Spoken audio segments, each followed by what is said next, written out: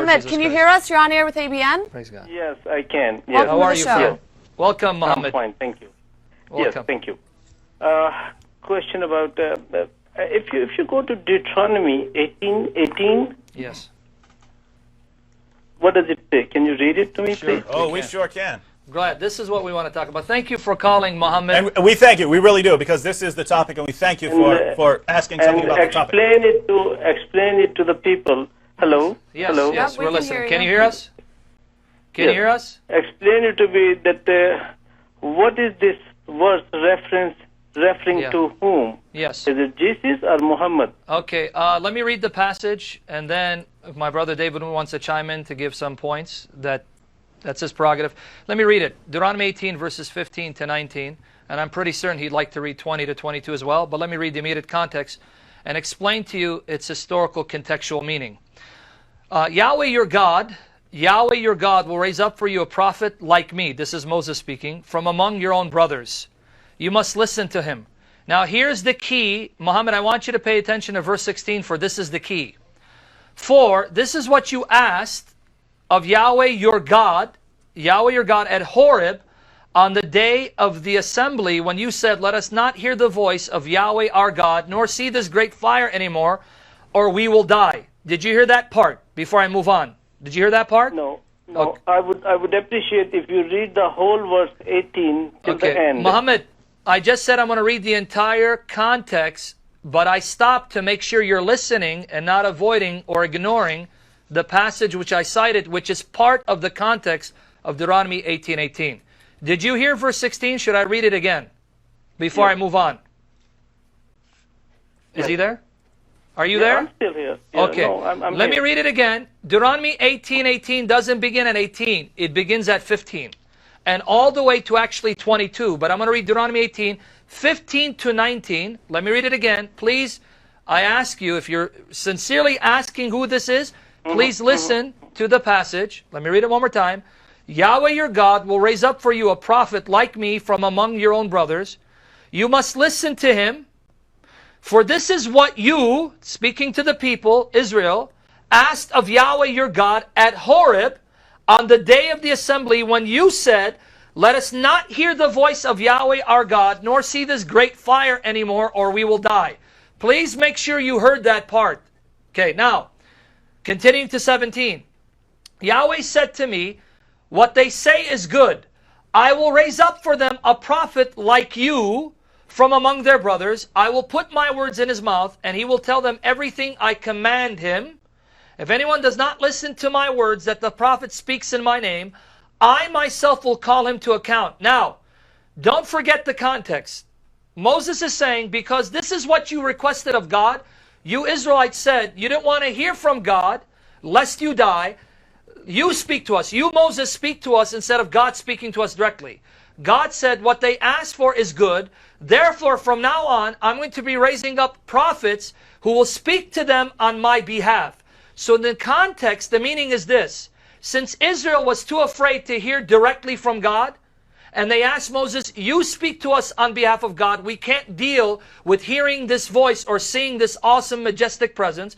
God said, I will honor their request, and a prophet will come to speak to them on my behalf, so I don't have to speak to them directly. So the historical, contextual meaning is this. In every generation until the coming of Christ, Yahweh raised up prophets who would speak to them on Yahweh's behalf, because this is what Israel asked of Yahweh. This is what they asked. Yahweh, we don't want to hear from you. You're too holy, majestic. We're afraid we will die. Let Moses speak to us. And God says, not only will Moses speak to you, but I'm going to send prophets after him to continue to speak to you on my behalf. That's the contextual historical meaning. Okay, so who is that? I just told you. No, Israel that is is Muhammad. asking. Let me read That 16 again. Is Muhammad. No. That is Muhammad. Muhammad. If you read it carefully, please. Yes, no, I did. Let me talk. You talk for 5 minutes. Now let me talk. Okay. It says, I will raise unto you a prophet like you, like Moses. Yes. Right? Is there any similarity between Moses and Muhammad? Yes, there are 10 similarities. Yes, and vast differences Nothing that is show similar Moses. between Moses and Jesus. There are two different entities here. Moses is naturally born and Jesus is born from a single mother. He is son of Maryam. Is that right? And then Muhammad. Moses is born naturally. Muhammad is born naturally from mother and father. Yeah. That is the similarity. That's what the verse says. I will raise unto you a prophet just like you. Yeah. So anything which is similar to Moses is Muhammad.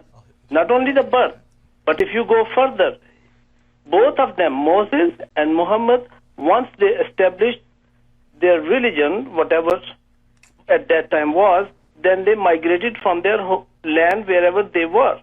Moses migrated from Egypt to Sinai. Muhammad migrated from Mecca to Medina. Absolute similarity. Both established a state of their own. Moses established a state in Sinai. Muhammad established a state in Mecca.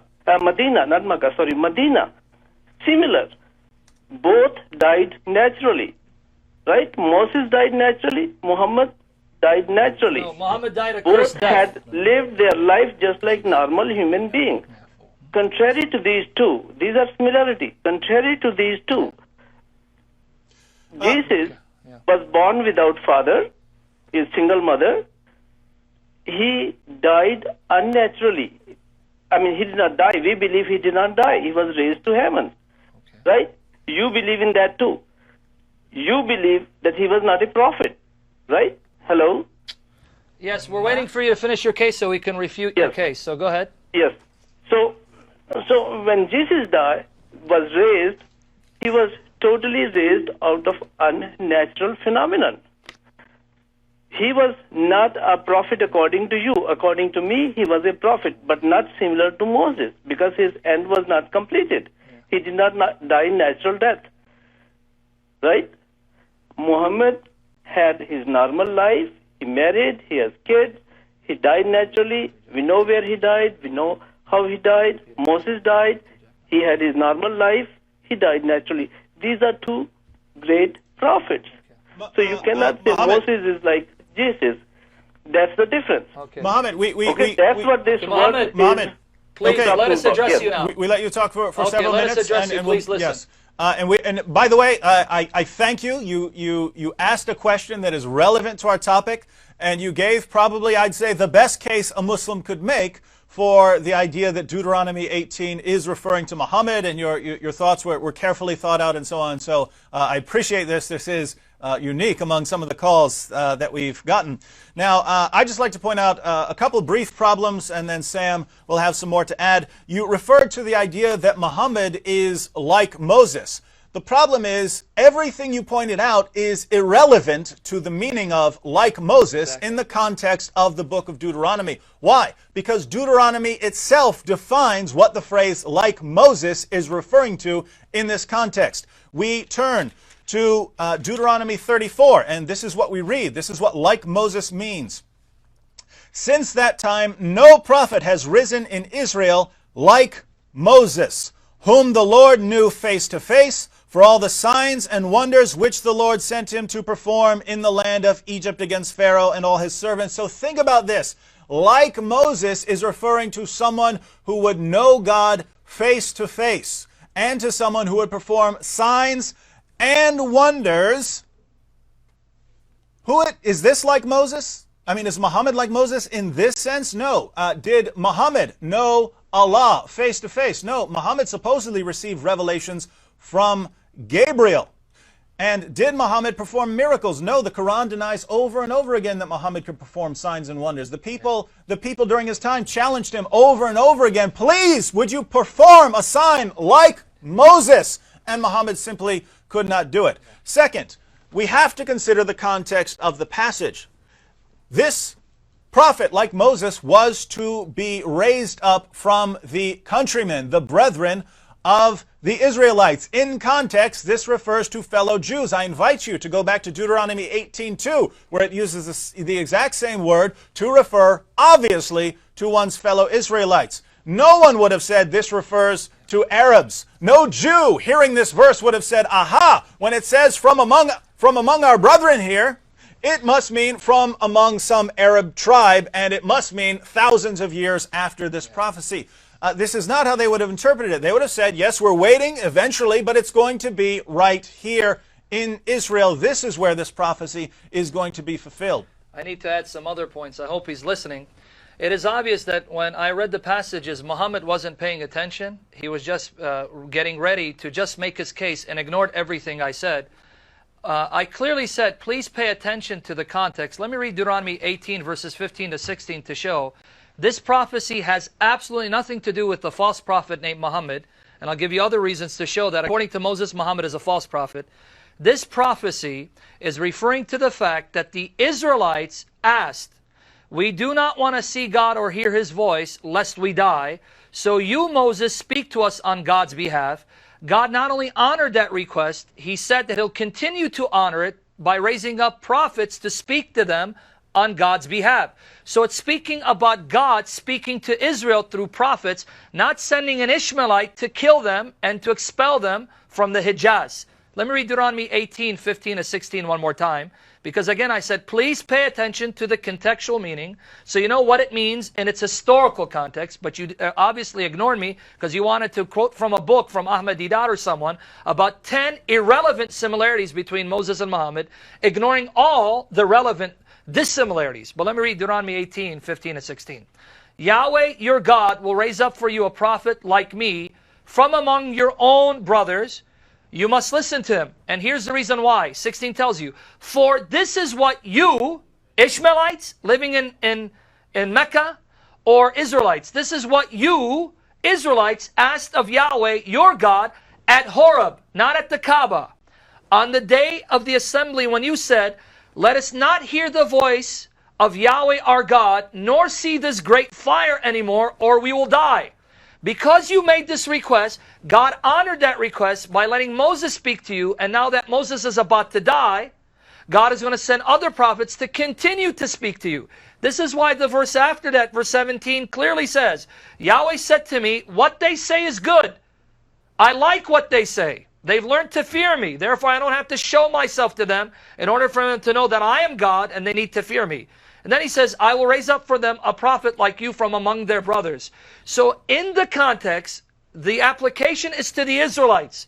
You Israelites, God will continue to speak to you through prophets like Moses because you asked not to see God. You didn't want God to address you directly. And God said, that's good. I'm going to raise up prophets. Again, let me continue the thought of the brother, what he said. He said the similarities between a prophet like Moses is not that they were both born naturally or died naturally. In fact, Muhammad didn't die like Moses. Moses died at a ripe old age and God buried him. Muhammad died an accursed death. His death was very painful according to your sources. It says he suffered the effects of poison and died a very painful, excruciatingly painful and shameful death. So he didn't even die like Moses. That's an error and a distortion of the facts provided by the Muslim sources. But what he said a prophet like Moses would know Yahweh face to face and do miracles like Moses. Did Muhammad know the God of Moses intimately? Impossible. If your Quran is true, Muhammad did not know the God that Moses knew. You know why? Because according to chapter 5 verse 18 of the Quran, chapter 5 verse 18, Allah is not a father to Israel. Israel is not a son of Allah. It says, the Jews and Christians say, we are the children of Allah and His beloved. Say, why does He punish you for your sins? Nay, you are mortals that He has created. So according to Muhammad, his God is not the father of Israel. Moses' God is a father to Israel. Deuteronomy 32 verse 6. Is this the way you repay Yahweh, O foolish and unwise people? Is He not your father? Yahweh is the father of Israel, your creator who made you and formed you? Deuteronomy 32:18, the same book of Deuteronomy that you say predicts Muhammad, exposes Muhammad as a false prophet. Deuteronomy 32:18, you deserted the rock who fathered you. You forgot the God who gave you birth, obviously in a spiritual sense. So note, Moses' God that he knew intimately is a father to Israel. Moses' God, whom he worshipped, gave birth spiritually to the nation of Israel by delivering them out of Egypt and bringing them into the promised land. He is Israel's father. Muhammad's Allah is a father to no one, especially Israel. How can you say they worship the same God? Muhammad's God, according to the Old Testament, Deuteronomy, is a false God. And then finally, let us see if Muhammad did miracles like Moses. Your Quran says no. He did not do miracles like Moses. Therefore, he's not a prophet like Moses. He's a false prophet who preached a different God that Moses did not proclaim. Surah 28, verses 48 to 49. Surah 28, verses 48 to 49. But now, when the truth has come to them from ourselves, they say, why are not miracles, signs, sent to him, meaning Muhammad, like those which were sent to Moses? How come he doesn't have miracles like Moses? Did Allah say, okay, here are the miracles to show that Muhammad is a prophet like Moses? Do they not reject the signs, the miracles which were formerly sent to Moses? Do you see Muhammad's excuse? Well, there's no reason for me to do miracles like Moses because you rejected the miracles of Moses. If I do miracles, you reject them. In other words, Muhammad admits he didn't do a miracle like Moses. Therefore, he's not like Moses. He didn't preach the God that Moses preached. He's a false prophet according to Deuteronomy. So don't use Deuteronomy because it actually works against you, not for you.